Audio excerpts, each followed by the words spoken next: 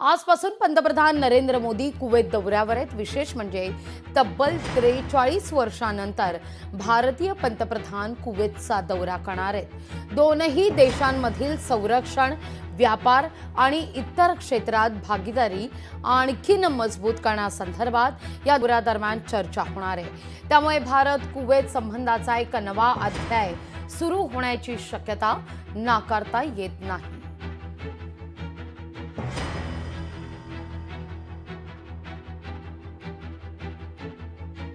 Bharat Kuwait संबंधाचा एक नवा अध्याय सुरू होऊ शकतो, कारण पंतप्रधान नरेंद्र मोदी तब्बल 43 वर्षांनंतर पहिल्यांदाच या ठिकाणी आता पंतप्रधान नरेंद्र मोदी कुवेतचा दौरा करतायत।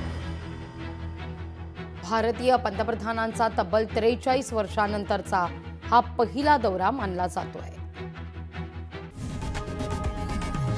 लोकशाही मराठी ऐका, पहा, जागरूक रहा।